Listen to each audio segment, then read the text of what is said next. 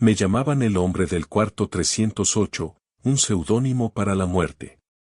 Los médicos ya no hablaban de recuperación, sino de gestión del dolor. Mis pulmones eran 2 traidores de papel mojado, mi cuerpo una colonia conquistada por una enfermedad que no tenía nombre, solo un veredicto. Mi familia había hecho las paces con mi partida inminente, sus visitas se volvieron más cortas, sus miradas más lejanas, como si ya estuvieran ensayando un mundo sin mí. Yo flotaba en una neblina de morfina y resignación, un fantasma esperando su hora oficial. Y entonces apareció ella. Sofía. No era enfermera ni doctora. Era una voluntaria, o eso dijo. Entró en la habitación con una pila de libros y una sonrisa que parecía biológicamente incapaz de vacilar. No me miró con lástima, como los demás. Me miró como si yo fuera un rompecabezas que estaba deseando resolver. Me habló, no sobre mi enfermedad, sino sobre el mundo de afuera. Me leyó poesía de Benedetti y novelas de García Márquez, su voz era un ancla que me impedía derivar hacia la nada. Los primeros días, apenas podía responder. Un parpadeo era un sí, un leve quejido un no. Pero ella seguía viniendo, llenando el silencio estéril con historias y risas. Se convirtió en mi único vínculo con la vida, en la única razón por la que mis ojos se abrían por la mañana. Los médicos lo llamaron una anomalía estadística. Una remisión espontánea e inexplicable. De un día para otro, mis pulmones comenzaron a reclamar su territorio. La fiebre cedió. Pude sentarme. Luego, ponerme de pie. Cada pequeño progreso era una victoria que celebrábamos juntos. Ella me llevaba en silla de ruedas al pequeño jardín del hospital y me decía, ¿lo ves, Marco? El mundo te estaba esperando. Y yo le creía. Le creía con la devoción ciega de un náufrago que besa la arena de la orilla. Para mí, ella no era una mujer, era un milagro personificado. Mi milagro. Cuando finalmente me dieron el alta, estaba débil, desorientado y aterrado. El mundo era demasiado grande, demasiado ruidoso. Sofía fue mi puente. Nosotros podemos con esto, me decía, y la palabra nosotros era la música más dulce que había oído jamás. Me mudé directamente del hospital a su pequeño apartamento. Tenía una herencia modesta de mis abuelos, un colchón de seguridad que nunca había pensado que llegaría a usar. Sofía, con una lógica práctica y amorosa, sugirió que la usáramos para construir nuestro futuro. No puedes volver a tu antiguo trabajo, Marco. Necesitas algo tranquilo, algo nuestro. Suena estúpido ahora, decirlo en voz alta, pero en ese momento supe que habría prendido fuego a ese dinero si ella me lo hubiera pedido. Le di acceso completo a mis cuentas. Confianza absoluta. ¿Cómo no iba a hacerlo? Esta mujer me había arrancado de las garras de la muerte. Cada aliento que tomaba se lo debía a ella. Compramos una casa. Una casa preciosa en las afueras, con un jardín donde podría recuperarme por completo. Fue ella quien se encargó de todo el papeleo. Es más sencillo si lo pongo todo a mi nombre por ahora, explicó con una lógica impecable. Con tu historial médico, los bancos y los seguros pondrán 1000 problemas. Cuando estés más fuerte, lo arreglamos. Asentí sin dudar. Tenía sentido. Todo lo que ella decía tenía sentido. Mis antiguos amigos intentaron visitarme. Sofía los recibía en la puerta con una sonrisa tensa. Marco necesita descansar, les decía. La negatividad de su vida pasada no le ayuda. Volvían a llamar, pero yo, bajo la influencia de sus susurros constantes sobre cómo nadie me había apoyado en el hospital excepto ella, empecé a verlos como intrusos. Poco a poco, sin darme cuenta, el mundo se redujo a ella. Mi salvadora. Mi cuidadora. Mi todo. La primera grieta en el paraíso fue casi imperceptible. Una noche, no podía dormir. Bajé a la cocina a por un vaso de agua y la oí hablar por teléfono en voz baja en el estudio. No era su tono dulce y cuidador. Era afilado, triunfante. Sí, mamá, es perfecta. 3 habitaciones, un jardín enorme. No te preocupes por el dinero, eso está todo controlado. Digamos que hice una muy buena inversión en capital humano. Colgó abruptamente cuando sintió mi presencia. Se giró, y por una fracción de segundo, vi en sus ojos algo que no era amor. Era cálculo. Luego, la máscara volvió a su sitio. Mi amor, ¿no puedes dormir? Ven, te preparo un té. Esa noche, tumbado en la cama, la palabra inversión rebotaba en mi cráneo. Una inversión en capital humano. ¿Era eso lo que yo era? No un amante, no un compañero, sino un activo. Deseché el pensamiento como una paranoia, un efecto secundario de los meses de medicación y trauma. Pero la semilla de la duda, una vez plantada, tiene una forma obstinada de echar raíces en la oscuridad. Mi recuperación física fue un proceso lento pero constante. Cada día caminaba un poco más lejos en el jardín, sentía como la fuerza volvía a mis músculos, como el aire llenaba mis pulmones sin esfuerzo. Y a medida que mi cuerpo se despertaba, también lo hacía mi mente.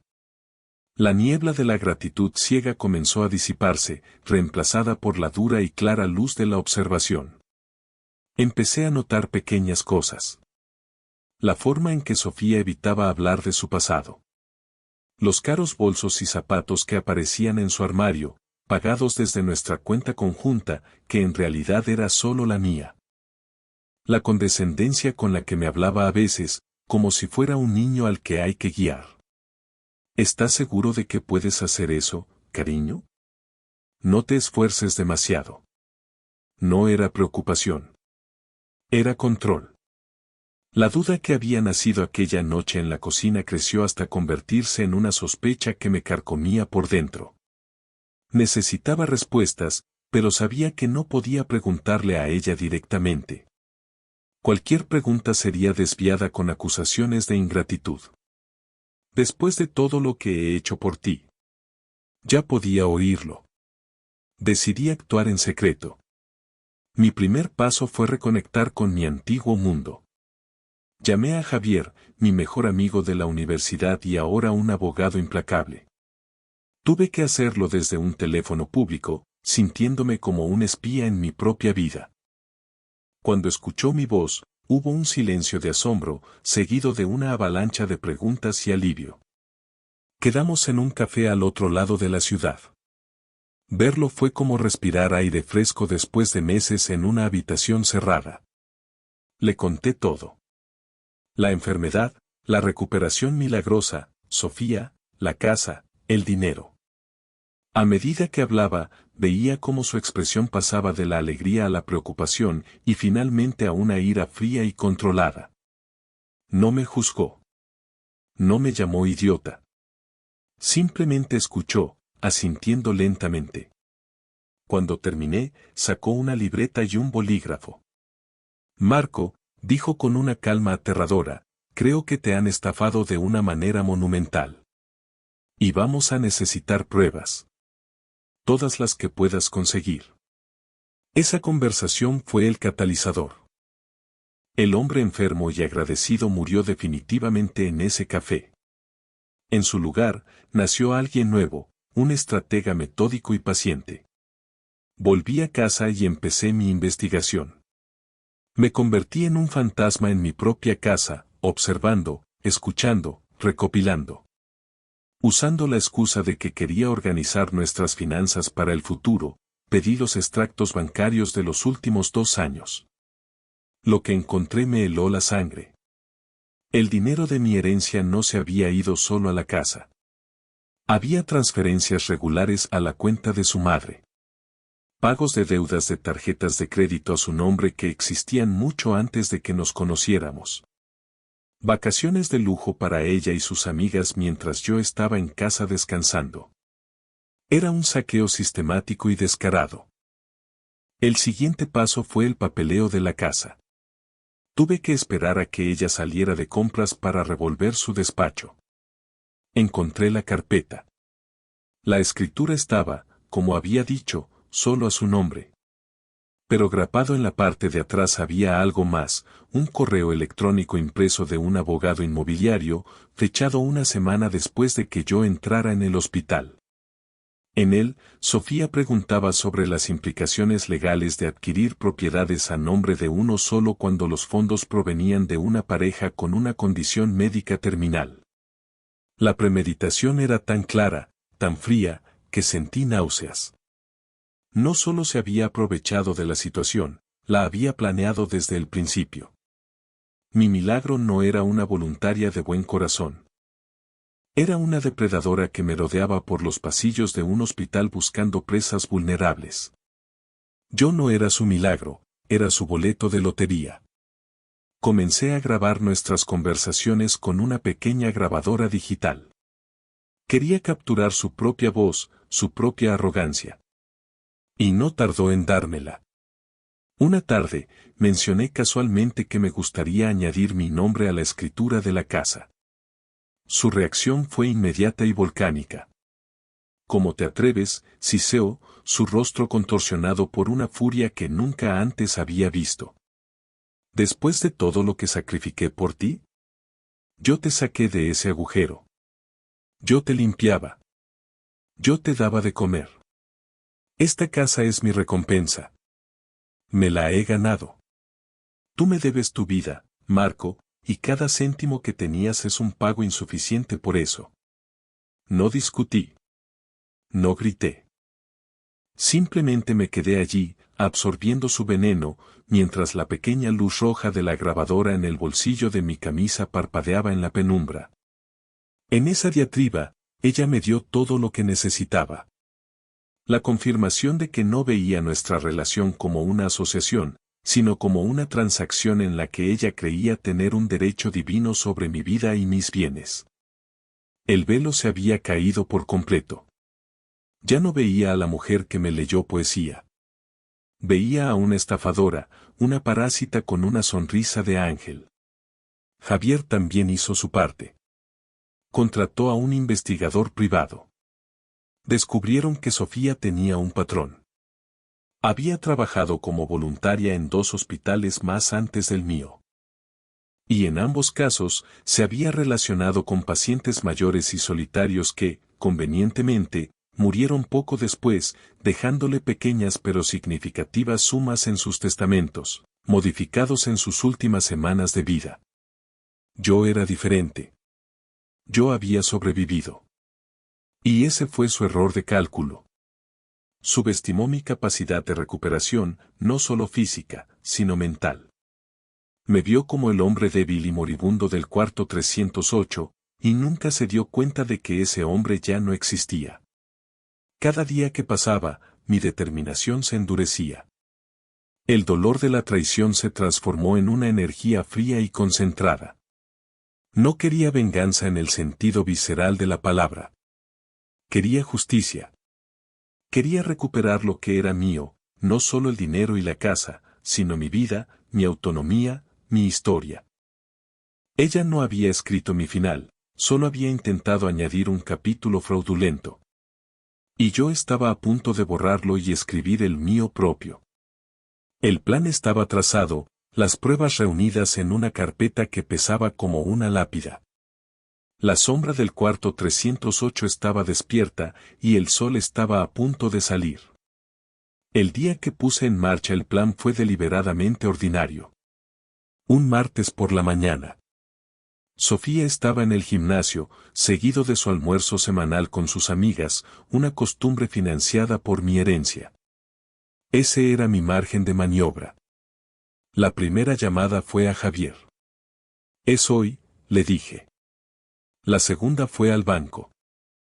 Con la ayuda de Javier, que ya había preparado toda la documentación necesaria demostrando el origen de los fondos, procedí a congelar la cuenta conjunta y a transferir el saldo restante a una nueva cuenta a mi nombre. El empleado del banco, después de revisar los documentos que Javier le había enviado por fax, fue increíblemente servicial. El tercer paso fue empacar. No mucho. Solo ropa, mis libros, la grabadora digital y la carpeta con las pruebas.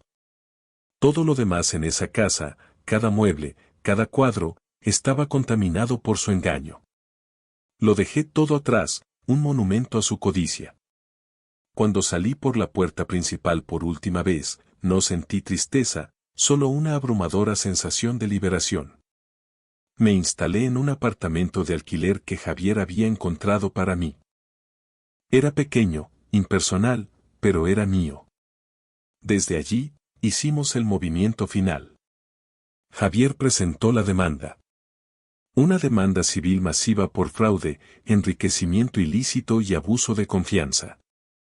Incluimos cada extracto bancario, cada correo electrónico, las transcripciones de las grabaciones y el informe del investigador privado sobre sus actividades pasadas. No dejamos piedras sin remover. El efecto fue inmediato y devastador para ella. Imagino su sorpresa cuando su tarjeta fue rechazada en el caro restaurante donde almorzaba. Imagino su pánico al llamar al banco y que le dijeran que la cuenta estaba congelada. Imagino su incredulidad al llegar a casa y encontrar una notificación judicial pegada en la puerta. Su mundo, construido sobre mis cimientos, se derrumbó en cuestión de horas. Su llamada llegó esa misma tarde. Su número apareció en mi nuevo teléfono y lo dejé sonar. Luego otra vez. Y otra. Finalmente, contesté y puse el altavoz. No dije nada. ¿Marco? Marco, ¿qué demonios está pasando? No puedo usar la tarjeta. ¿Qué has hecho? Su voz era un chillido agudo de pánico y rabia. Se llama rendición de cuentas, Sofía, respondí con una calma que me sorprendió a mí mismo. Hubo un silencio atónito. No puedes hacerme esto. Te salvé. Te di una vida, gritó. No, Sofía. Me diste una factura por una vida que nunca te perteneció. Y ahora, el plazo para pagarla ha expirado. Colgué. Esa noche, se presentó en mi apartamento. No sé cómo encontró la dirección, probablemente a través de algún amigo común al que acosó. Golpeó la puerta con una fuerza que hizo temblar el marco. Abrí. Estaba deshecha. El maquillaje corrido por las lágrimas, el pelo revuelto. La máscara de ángel se había hecho añicos, revelando el rostro desesperado y feo que había debajo. Intentó todas las tácticas. Primero, las lágrimas. Marco, por favor, no sé qué te han dicho, pero te quiero. Podemos arreglar esto. Cuando vio que no funcionaba, pasó a la ira. Eres un ingrato. Deberías estar muerto en una cama de hospital. Todo lo que tienes es gracias a mí. Finalmente, la súplica. Me vas a destruir. Me quitarán la casa. Mi familia. Por favor, Marco. Recuerda el cuarto 308. Recuerda cómo te sostenía la mano. Ese fue su último error. Mencionar ese cuarto. Me acerqué a ella, no con ira, sino con una piedad fría. Recuerdo el cuarto 308 perfectamente, Sofía. Recuerdo la debilidad, el miedo. Y recuerdo tu voz. Pero ahora sé que no era la voz de un ángel. Era la voz de una usurera calculando sus intereses. Tú no viste a un hombre al que amar. Viste una oportunidad de negocio. La diferencia es que la inversión te salió mal. Yo sobreviví. Su rostro se quedó sin color. En mis ojos, no vio al paciente dócil que recordaba, sino al hombre que la había descifrado por completo. Tú no me salvaste la vida, Sofía, continué, y cada palabra era una sentencia. La vida me salvó a mí. El universo, los médicos, mi propia maldita terquedad. Tú solo llegaste a tiempo para intentar robar el milagro. Y ahora, quiero que me lo devuelvas todo. Cada céntimo. Cada mentira. Vete de aquí. Habla con tu abogado. Es la última vez que vamos a hablar sin ellos presentes. Cerré la puerta en su cara, sus sollozos ahogados se desvanecieron en el pasillo. El proceso legal fue brutal para ella y sencillo para nosotros. Las pruebas eran abrumadoras. La grabación de su confesión donde afirmaba que la casa era su recompensa fue la pieza central. Su abogado le aconsejó llegar a un acuerdo antes de que el caso llegara a juicio y el informe del investigador se hiciera público, lo que podría acarrearle cargos penales. Aceptó. La casa se vendió. Después de pagar los gastos legales, recuperé casi el 80% de mi herencia. Ella se quedó con sus deudas y una reputación hecha trizas. Su familia, que la había animado y se había beneficiado de su estafa, le dio la espalda en cuanto el dinero desapareció. A veces me pregunto si siente remordimiento. Probablemente no. La gente como Sofía no lamenta sus acciones, solo sus consecuencias. No me regodeo en su caída. No siento un triunfo vengativo. Siento paz. Una calma profunda y asentada. He recuperado mi vida, no la que ella diseñó para mí, sino la mía propia. Comencé un pequeño negocio online, algo que puedo manejar desde casa, algo que es mío, construido con mi esfuerzo y mi dinero recuperado. He vuelto a conectar con Javier y mis viejos amigos, que me recibieron con los brazos abiertos y sin un solo te lo dije. A veces, por la noche, miro por la ventana de mi apartamento.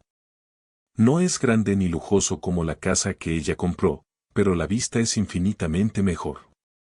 Porque cuando miro hacia afuera, no veo un jardín comprado con mentiras. Veo una ciudad llena de posibilidades. Veo un futuro que casi me fue arrebatado 2 veces, una por la enfermedad y otra por la codicia vestida de amor. Sobreviví a ambas. Y esa es una victoria que nadie podrá quitarme jamás. El hombre del cuarto 308 está muerto y enterrado. Yo, Marco, estoy vivo. Y por primera vez en mucho tiempo, soy libre.